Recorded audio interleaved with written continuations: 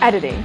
So you've reached the final step. You've scripted, storyboarded, planned, lit, and shot your video. And now it's time to edit. Most people think editing is a complex and painful process, and this is slightly true.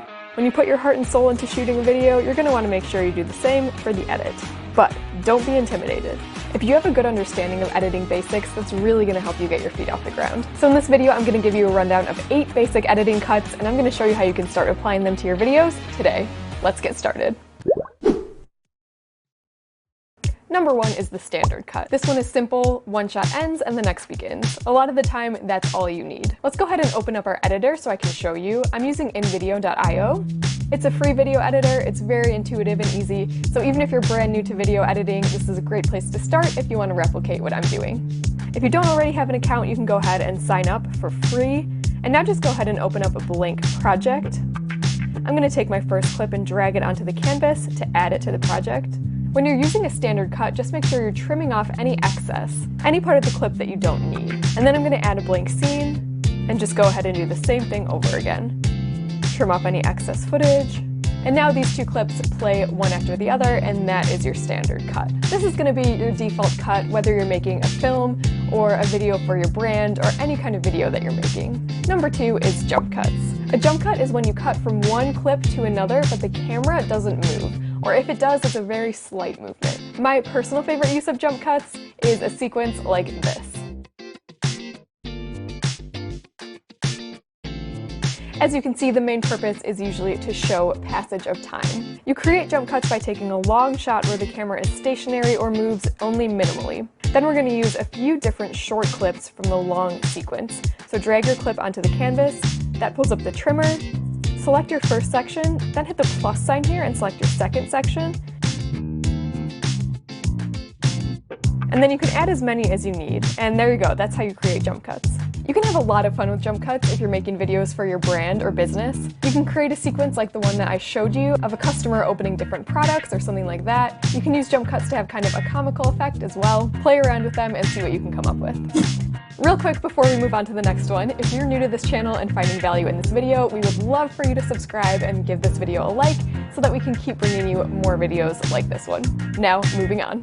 Number 3 is a match cut. A match cut is what it sounds like. You end your first shot with an object or a person or an action, and then start your next shot with an object, person, or action that looks similar to the last one. So this is the cut that you'll have to plan out before you get into the editor. But once you have your 2 shots, editing them together is very simple. You can just trim off the end to find the frame where it matches the best, and then you can do the same for the beginning of the second shot, and then you're good to go. This is a great way to create continuity in your videos. So let's say you're creating a video for a business and you're showing off a few different products that aren't necessarily related to each other. Match cuts are a great way to just give that video a better flow and transition from one product to another. Number 4 is cut on action. Again, cut on action is what it sounds like. If you have a prominent action in the shot, like a kick or somebody picking up an object, you want to cut right when the action is happening. This is especially important if you have 2 different angles of the same shot. Cut the first shot right in the middle of the action, and then cut the second shot so it picks up right in the middle of the action. That's going to look a lot smoother, a lot more continuous than if you had completed the action and then cut. Again, this is a really great way to add continuity to your video, no matter what kind of video you're making. Number 5 is cut-ins. A cut-in is basically when you cut closer into a part of your frame. For example, you have a wide shot of a character holding an object, and then you cut to a close-up of what she's holding. It's a great way to show more detail and bring attention to something important. And you edit it just in the same way we've been doing. Take your wide shot and then edit in your close-up shot. And if you didn't get a close-up shot, feel free to just zoom in a little bit in editing. So here's how you do that in InVideo. Just come to the crop tool up at the top, and then crop the video so that it's a little bit closer into the object you want to zoom into.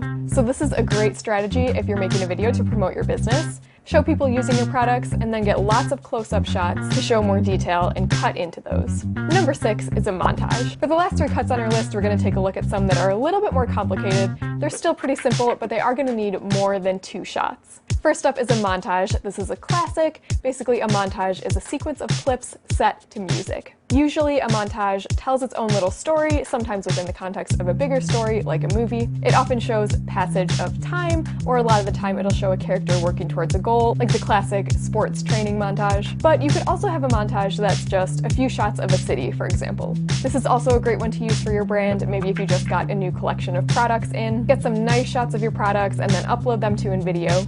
You can find a free song to use on InVideo by going to this tab that says Music, and then you can go ahead and add your clips in the same way we've been doing. And if you want, you can trim the clips so that they cut to the music. Have fun with this one. Number 7 is shot reverse shot. This is another classic one that you see in movies all the time. It's used most often when two characters are having a conversation. You'll start with a shot of one character looking at the other character, and then you'll get your shot of character number 2. And then as they talk, you're cutting back and forth between shots of the two characters. Sometimes you might choose to use an over-the-shoulder shot, very simple and very effective. This is used a lot of the time in film, but it can be used in so many different ways.